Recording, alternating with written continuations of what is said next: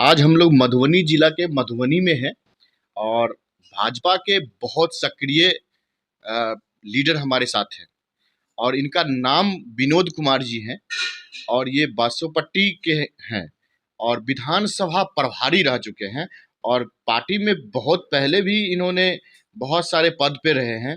विधानसभा प्रभारी हरलाखी, विधानसभा प्रभारी हाईघाट, विधानसभा प्रभारी जाले और अभी जो वर्तमान में है वो विधानसभा प्रभारी खजौली के हैं। जिला पार्षद भी ये रह चुके हैं। जिला पार्षद अभी ही हैं खजौली के 33 के। तो बहुत हम लोगों की खुशी है कि इस सब जैसे व्यक्ति को आज इंटरव्यू करने का मौका मिला है।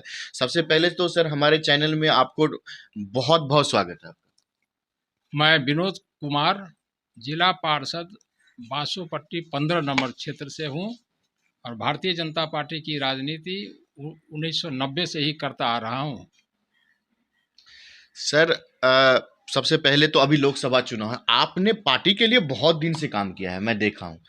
चूँकि पार्टी के आपके बारे में निश्चित तौर से सोचना चाहिए हाईकमान को, और अभी भी आप पद पे हैं, जैसे जिला परिषद के पद पे हैं अभी, तो क्या किस तरह की चुनावी तैयारी हो रही है सर? यहाँ पे बहुत टफ माना जाता है बिहार का मधुबनी और झंझारपुर जो लोकसभा क्षेत्र है, ये बहुत टफ माना जाता है। किस तरह की तैयारी हो रही है सर अभी? देखिए, लोकसभा की तैयारी झंझारपुर और मधुबनी दोनों के बारे में यह कहा जाए कि बूथ तक हमारी सारी तैयारी हो चुकी है और इसमें सामाजिक समरसता को ध्यान में रखते हुए हमारे बूथ कमेटी का जो भी कार्यकर्ता है, पन्ना प्रमुख तक की हमारी तैयारी हो चुकी है और सारे के सारे कार्यकर्ता किसी एक समाज नहीं, विभिन्न समाजों से जुड़े हुए हैं और हम बूथ पर इसकी ध्यान देते हैं कि उस बूथ पर जितने लोग हमारे जीते हुए कार्यकर्ता हैं, पंचायत से अगर जीते हुए हैं, तो उनको विशेष रूप से हम जिम्मेवारी देते हैं,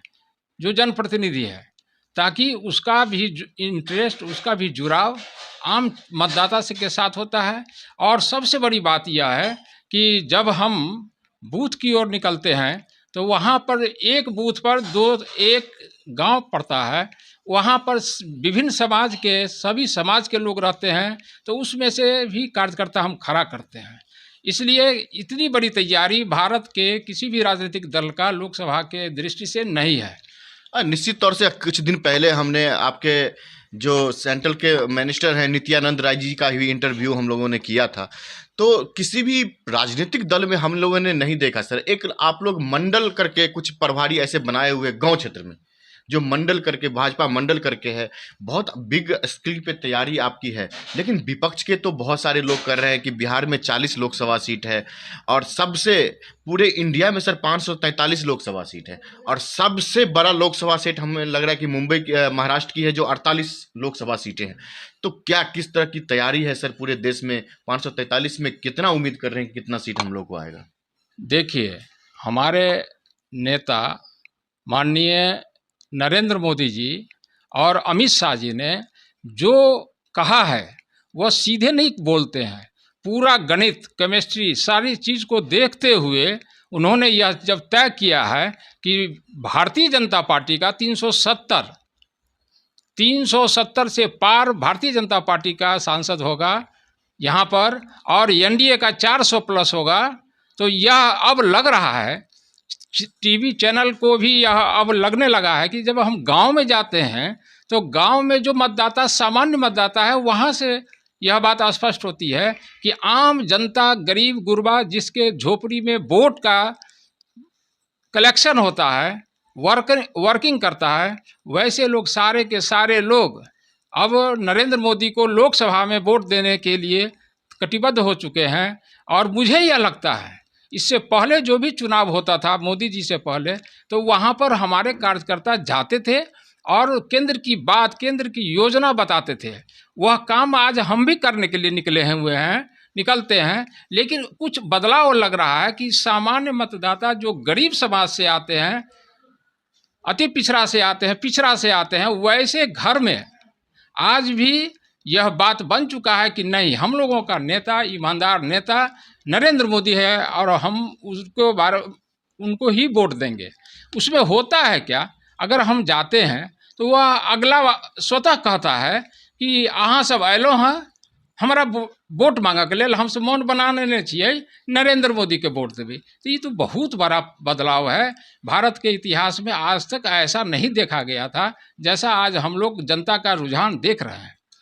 सर एक चीज़ और पूछना चाहूँगा, तो कि जितने भी सीट पे अभी आप लोगों ने कैंडिडेट को उतारा है, संभवतः सारे कैंडिडेट, जीते हुए कैंडिडेट जो पहले के कैंडिडेट हैं उसी को उतारा गया है, और संभवतः लोगों की थोड़ी सी फीडबैक अच्छी नहीं है उन लोगों की, तो लेकिन लोग को कहना यह है कि आप लोगों को संभवतः ये लग रहा है कि मोदी जी के नाम पे वोट होगा, ये इसके बारे में थोड़ा सा क्या कहेंगे? कुछ कैंडिडेट्स को बिहार में चेंज किया गया है या जितने पहले सांसद रहे उन्हीं को टिकट मिला है? देखिए, परिवर्तन तो कुछ हुआ है, नहीं हुआ है ऐसी बात नहीं है। हम लोग पार्टी सत्ता पर आते हैं, उसके पीछे सबसे बड़ा चीज़ है कि हमारा आगामी संगठन भी मजबूत होता चले, इस पर भारतीय जनता पार्टी ध्यान देती है। उस दृष्टि से कितने को बदलना, कितने को पुनः लाना, ये सारा नेतृत्व हमारा ही निर्णय लेते हैं, और वह निर्णय आज तक विफल नहीं हुआ है, गलत नहीं हुआ है और आगे भी गलत नहीं होगा। इतना विश्वास आज भारतीय जनता पार्टी के एक एक बूथ पर काम करने वाले कार्यकर्ताओं का है। निश्चित तौर से। और बता दें कि यहाँ के जो प्रतिपक्ष के नेता हैं, जो आपके विपक्षी हैं, वो बोल रहे हैं कि सिर्फ ये हवा ही है, निश्चित तौर से हम लोग 40 सीट से 40 सीट पूरा लाएंगे बिहार में। इसके बारे में क्या कहना चाहेंगे? देखिए, विपक्षी का जो धर्म होता है वो निभाते हैं। वोट भी गिर जाता है, काउंटिंग जब तक नहीं हुआ रहता तब तक वो सारे लोग कहते हैं कि हम आपसे आगे हैं, तो हम आपसे आगे हैं, लेकिन सच्चाई यह नहीं है। लेकिन आम जनता का जो रुझान होता है, आज जितना भी मीडिया है, चाहे वो इलेक्ट्रॉनिक हो, प्रिंट मीडिया हो, सबका सर्वे आ रहा है। तो जैसे जैसे मोदी जी का कैंपेनिंग प्रारंभ हो रहा है, चुनाव नज़दीक आ रहा है, तो मोदी जी के नाम पर, और भारतीय जनता पार्टी एक निष्ठावान पार्टी है, यह सिद्धांत की पार्टी है, वो इसको लेते हुए आज जनता सबसे आगे है और हम कार्यकर्ता उसके पीछे हैं। जिस भी पंचायत में जाते हैं तो वहाँ लगता है कि नरेंद्र मोदी ही एक वातावरण बना हुआ है, और सारे गरीब के लोग, गरीब मतदाता, वो यह बूझ रहे हैं कि मेरा नेता कोई है तो नरेंद्र मोदी है। जहाँ तक सर मेरे नॉलेज में है कि पूरे इंडिया में जो 543 लोकसभा सीट है, तो 272 जिस पार्टी को होगा, संभवतः सेंट्रल में उनकी सरकार बनेगी। या सर अगर आपकी सरकार फिर से बनती है सेंट्रल में, तो पहला प्राथमिकता क्या होगा देश के लिए और बिहार के लिए, उसके बारे में थोड़ा बताइए। देखिए, मोदी जी जो कुछ करते हैं उससे पहले बहुत दूर तक वो सोच करके, वो उनके दिमाग पर, मन पे एक कार्यक्रम तैयार रहता है, उसको बनाते हैं। इनका अभी तक जो दो चुनाव हुआ, 5 और ये वाला जो 2 टर्म का हो रहा है, इसमें जितना उन्होंने कल्पना किया था उतना चीज़ जनता को दिए हैं, और आगे आने वाले समय में वो आगे का जो, ये शायद कहीं पर उनका स्टेटमेंट भी आया है कि आगे का निर्णय बहुत ही महत्वपूर्ण होगा। यानी भारत को सुव्यवस्थित और समृद्ध बनाने के लिए जब तक यहाँ के गांव में गरीब का कल्याण नहीं होगा, और मोदी जी वो गरीबी को देखे हुए हैं और अपना संपूर्ण जीवन समाज को अर्पित कर दी है, इसके लिए एक एक जनता उन पर मेहरबान है और उनके अपना मन बना ली है कि हमको मोदी जी को लोकसभा में लाना ही लाना है। यही बात है, यही कंसेप्ट है उसके पास, जिसका प्रदर्शन आज बूथ तक हो रहा है। आप बहुत बड़े सक्रिय हैं पार्टी के सर, संभवतः आज भी मॉर्निंग का समय है, 10 साढ़े 10 बजे आप ऑफिस के लिए तैयार हैं। आप पार्टी के लिए किस तरह से प्लान कर रहे हैं? कहीं ना कहीं क्या प्लानिंग है, किस तरह से तैयारी हो रही है मधुबनी में, इसके बारे में थोड़ा सा जिक्र करेंगे। देखिए, मधुबनी लोकसभा और झंझारपुर लोकसभा दोनों जगह, मैं झंझारपुर लोकसभा में पढ़ता हूँ, वोटर हूँ, और मेरा विधानसभा झंझारपुर लोकसभा में आता है, और मधुबनी जिला संगठन में भी मैं, मधुबनी जिला का 4 विधानसभा है जहां मैं जाता रहता हूं, आता रहता हूं, ये जानकारी है।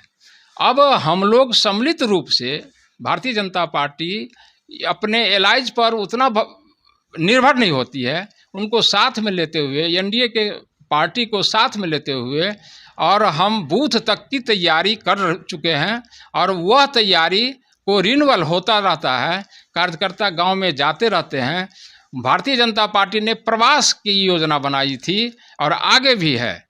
वो प्रवास का मतलब होता है कि आज हम मान लिया कि हम खजौली प्रखंड के बासोपट्टी पंचायत में हम हैं या किसी भी पंचायत में हैं, तो रात में रह करके कार्यकर्ताओं की समस्या को समझना, उसके पारिवारिक स्थिति को भी देखना, देखते हुए हम लोग कार्य करने का स्वभाव बनाए हुए हैं और इसी निष्ठा के साथ काम कर रहे हैं।